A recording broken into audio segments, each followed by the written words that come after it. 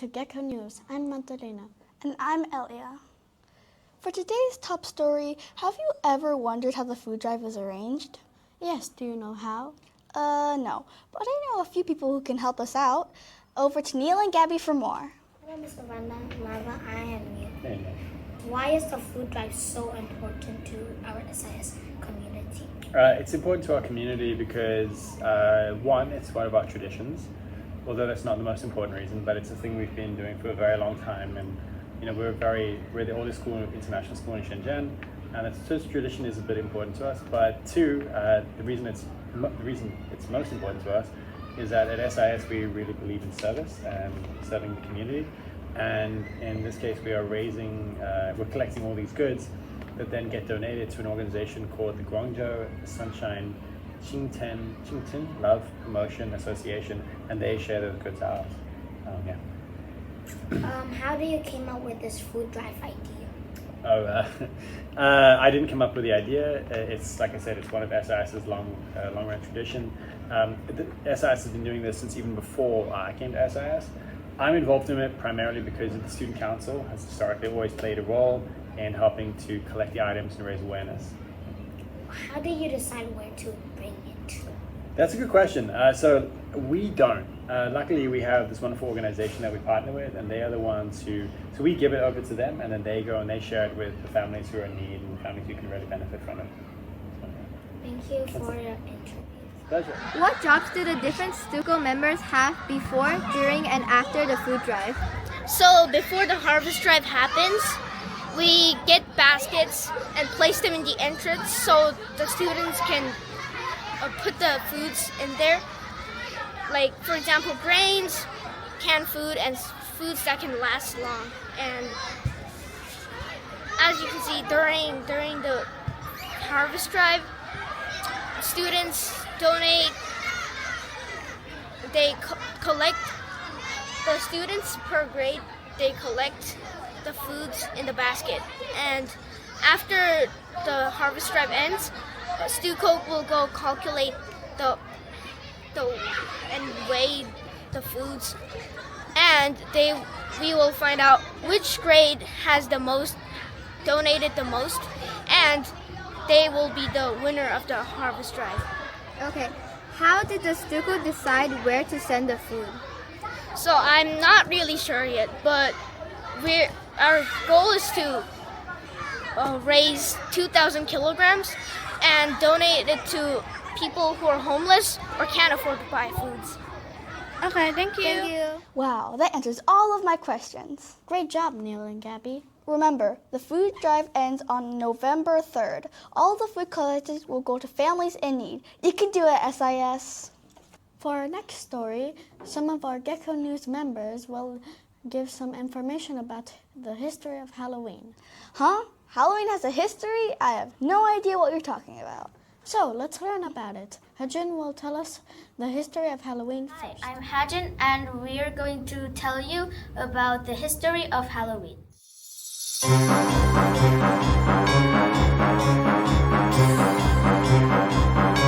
The history of Halloween costumes started in ancient Celtic. During a day called Samhain, they believed bad spirits caused unlucky events, so they wore costumes to scare or calm away the bad spirits. They also lit huge bonfires, and nowadays some people wear any costume they like.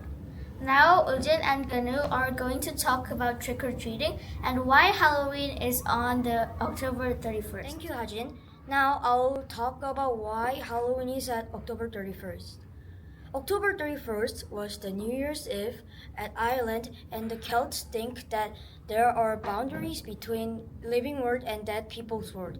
They think ghosts are coming to the real world to trick them, so they try to get rid of them by wearing the animal masks. When the Celts moved to the US, they bring their cultures and became US's famous culture. Now let's send it over to Ujin about the trick-or-treating. Trick-or-treating started when Ireland and Scotland people at the 19th century brought their tradition called guising to America. Guising meant kids wearing different costumes and knocking on doors to get treats. Slowly, the word guising turned to trick-or-treat at the beginning of the 20th century. The word trick-or-treat was finally recorded at 1927 and became more popular at 1950 because of the animation Peanuts used the word trick-or-treat. Finally, Amy is gonna tell why Halloween is all about scary things. Halloween is about scary things because on the day of Halloween, people think that the ghosts of dead people will come to their world.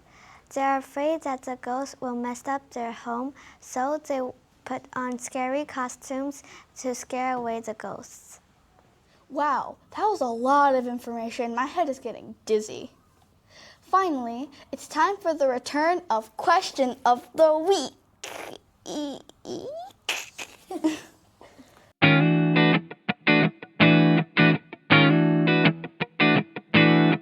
What do you think trick means and trick or treat? I think trick means like candy, like the things that you got for Halloween. Maybe? I think it means like if like a trick is like you put glue in someone's hair and the treat is you give somebody candy. What do you think trick means and trick or treat? I think trick means if I surprised you, like. I don't know actually. Isn't that a joke? Of course I don't know. Bye. Someone. Yeah. Why would you go up to somebody and ask them to trick you? Well, probably because They will do your treat. no, I don't think so. Because most people don't actually do a trick. So why not just say toy or treat? A little bit like creepy, not like just like toy. Yeah. When you say trick or treat, it's kind of like you want the treat, or else. Or else what? Like they're gonna scare you or something. Like Maybe in a Halloween, they wear a costume to look scary. So they said they come to someone's house and said trick or treat. I think that means treat means if you don't give us a candy, they will mess up the house. Maybe. you trick them, and then like if you trick them and then they will give you a sweet.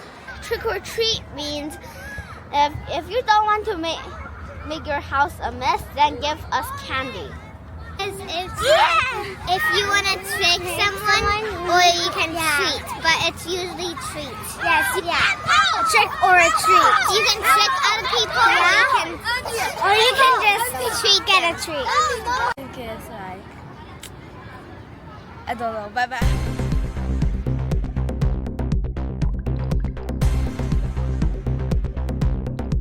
안녕하세요. 개콘 뉴스의 이하진입니다. 넷벨리 캠퍼스에 속보가 있습니다. 현재 학생, 교사, 그리고 PSA 담당자들이 유령의 집을 준비하고 있습니다. 모든 연령대를 위한 간식, 다양한 활동, 그리고 무서운 이벤트가 준비되어 있습니다. 이번 주 금요일에 방송될 특별 에피소드에서 올해 넷벨리 유령의 집에 대한 자세한 내용을 확인해보세요.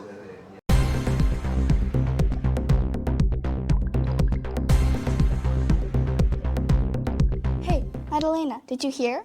Hear about what? You didn't hear? We have a new logo. Really? Wait, didn't Gecko News already have a logo? No. Well, what does it look like? Wow, that rocks. And in the library, Miss Annie has a new Gecko News corner on the second floor. You can watch all of our episodes here. So a big shout out for Miss Annie.